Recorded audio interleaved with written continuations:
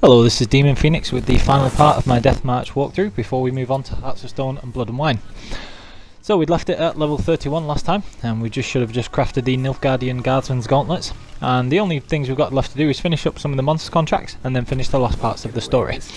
So you can finish up the monster contracts, and as you can see here, tackling Morwood in Skellige. Because we've already been to Toussaint and got the Euphoria mutation, the damage we do is absolutely ridiculous. Everything goes down in a matter of 30 seconds or so.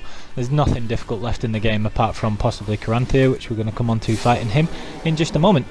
So you finish up some of the contracts, make sure we've got everything sorted.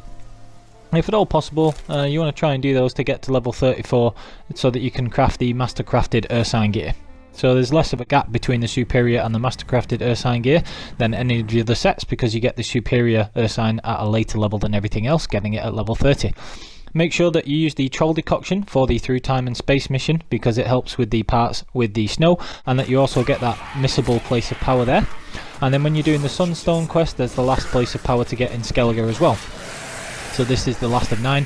As you can see, apart from Philippa stunning me very unhelpfully, you can take out absolutely everything with Whirl, Rend, usual stuff, and Euphoria devastating everything in your path. And there's the last place of power to get here.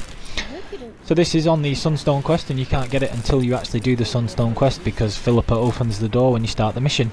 There are also Wild Hunt Wraiths, who are enemies at this, the remainder of this part of the mission. So after you've killed these, the remainder of the enemies on this mission are Wild Hunt Wraiths. But they are not wraiths that you would use the Spectre Oil and switch to the Feline gear like I have been doing in the trick in one of the early videos, where your elemental resistance is very high, because they don't do elemental damage. So what you actually want to do is use Elemental Oil and also switch to the Unvik chest armor with its high slashing and bludgeoning resistances, because that's the type of damage that these do. And as you can see, they're not even breaking Quen in one hit, and this is where you can see the damages resistances stacking with protective coating and the Aracast decoction to make you virtually invincible.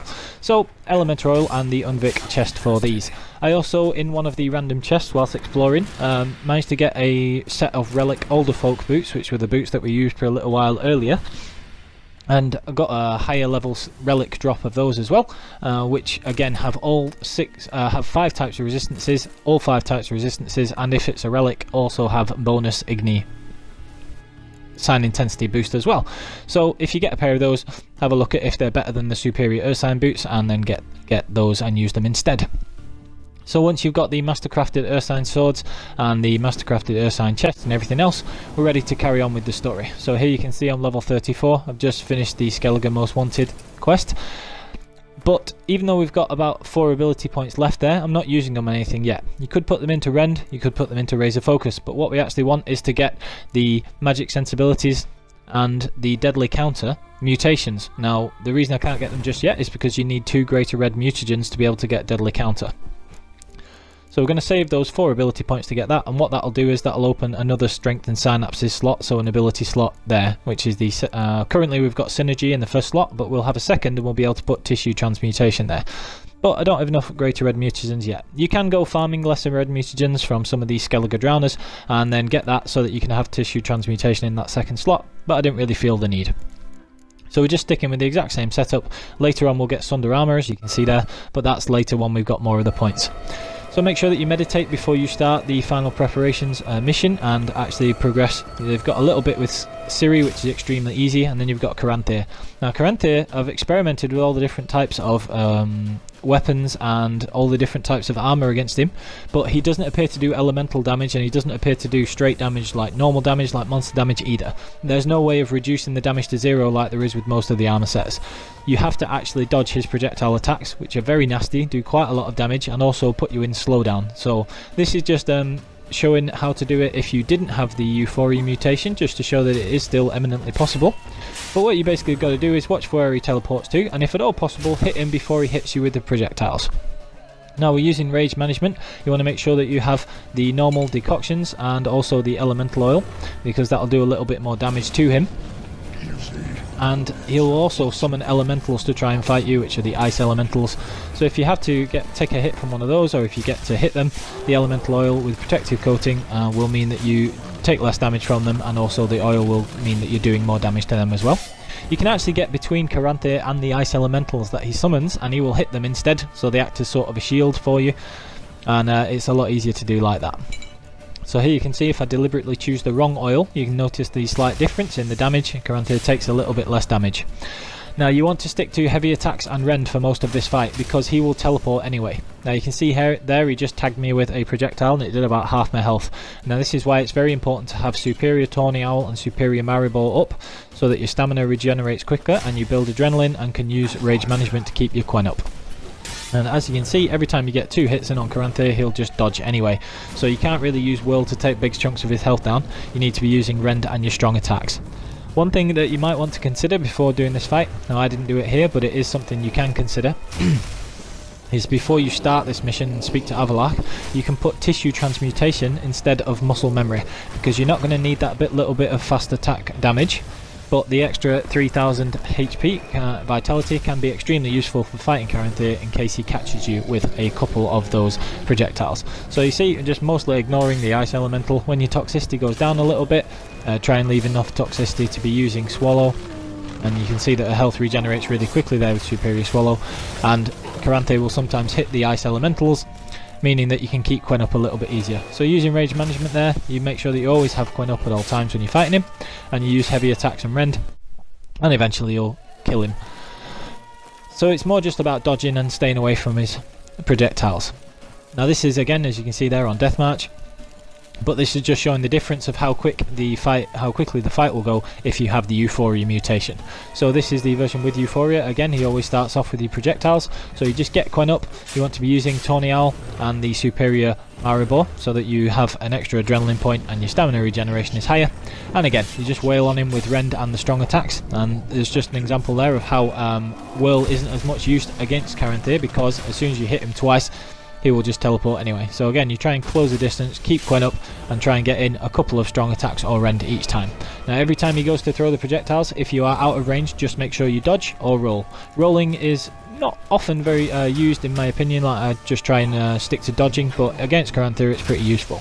So again there, he tagged us with a couple of hits and it did most of my health because I don't have tissue transmutation, so you might want to consider swapping muscle memory for tissue transmutation before this mission starts. But again, you can just make sure that you've got the toxicity for using Swallow, and if you're in dire straits you could always use a superior White Rapid to recover all of your health. So again, dodge the projectiles and just keep hitting him, and with Euphoria it'll do tons of damage anyway, so if you've been following the rest of the guide and have Blood and Wine, you should be able to take him out no problem, but this is one of the trickier fights. After you've managed to kill Caranthir, you'll have a little bit where you can run past a few of the Wild Hunt and the Hounds. You don't have to fight any of them, you can just run straight past them, and then you'll be fighting Eredin. Now for Eredin, it's a one-on-one fight and he has less of the projectile attack, so he's actually a little bit easier than Caranthir. So because you're not going to be at full health for much of this fight, I actually don't bother with the Water Hag decoction. Instead, we'll go with the Arakas decoction and the Ekimara or Echidna decoctions. Just pick one of those. Because we're doing such high damage with Euphoria, I normally go with the Ekimara now. And I use the Ancient Leshen decoction instead. And what that lets you do is it lets you use Axii a few times at the start of the fight. Now you can see with protective coating, the Arakas and the elemental oil, we really aren't taking very much damage. So you can use the superior Tawny, the superior Maribor, and cast Axii a few times using your adrenaline stamina. Now the reason I'm suggesting to do that is because even though Axii has no great effect on Eredin, each time you use Axii with the Ancient Leshen decoction, it'll increase your stamina by 4 or 5 per your stamina regeneration by 4 or 5 per second. So you can see I've got a few uses there and it's already up to 30 a second, which is about the same as if you're using Griffin Skull techniques with a medium set of armour. It's very useful because it just makes the fight go a little bit quicker from here on out because you have more stamina and you can keep your Quen up and also use rend a lot more. Now you see there he was blocking all the light and normal strong attack hits, and he will also block most of the hits of Whirl as well, but nobody can block rend, which is why it's such a fantastic skill.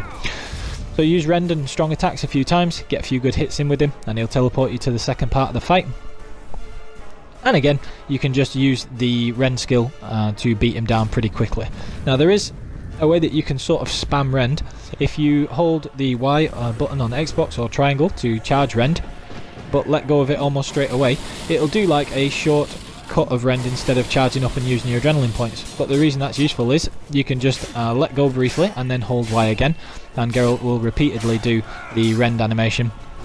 The opponent won't be able to block, so it's chaining lots of strong attacks. You can see with Euphoria, very easy to take down Eredin's health and beat him there. So after you've beat him in the second stage, he will teleport back, and then you've just got to hit him one more time after you teleport through, and that's the game done. So I hope that you found that useful for completing Deathmatch, and I hope that you were able to get the achievement with it. We're just going to have a quick review of how Geralt stacks up as a character and how the build has shown up at the end of the actual missions and the storyline. And what I've done is I've used another 10,000 crowns to get the second level of the rune right, and I've put severance on both of the swords and deflection on the Mastercrafted Ursine armor. So that'll last you for another 6 levels until we get the Grandmaster set at level 40. And this is how Geralt stacks up now. So the setup is exactly the same. We'll need one more Greater Red Mutagen before we can get the next 2 mutations and get the second Strength and Synapses slot, and that won't be very long. And then we'll get Magic Sensibilities and Deadly Counter. We're just going to get those because they take the least ability points. It doesn't matter which abilities you unlock from here on out, because we'll be sticking with Euphoria because it's so powerful. We've also got Rage Management, Metabolic Control, and the core alchemy skills, and then 1 point in Rend and Razor Focus, because you can use Rend and you still get the adrenaline point upon entering battle with Razor Focus. We've got the Nilfgaardian Guardsman's Gauntlets, and then we've got severance on both of the swords. I'm also still carrying the feline, enhanced feline armor and the Unvik armor, so that if you want to, you can switch to those armors for wraiths or for human enemies respectively, because of the high elemental or slashing bludgeoning damage on the Unvik. The elemental damage is for the feline. So you can see here that this is without Euphoria even being activated. We have quite high damage, but with Euphoria it will be enormous, and we have a really high set of resistances. We've got a lot of toxicity to use those mutations, and then the sign intensity will skyrocket when you have Euphoria entering battles as well. So I hope you enjoyed that walkthrough, where we'll be carrying on, and it'll actually just be part 9 carrying on with Hearts of Stone, and then we'll be moving on to Blood and Wine, although I do switch between the two because I do like to get the Grandmaster gear as soon as possible at level 40 and sell things to the Toussaint merchant as well, because he gives better prices. We'll come on to that in a later video. So thank you for watching. Please leave a like and subscribe for more videos, and we'll be doing Hearts of Stone, Blood and Wine, and then Let's try it out then. we'll be trying out Series Sword like that. Thank you very much.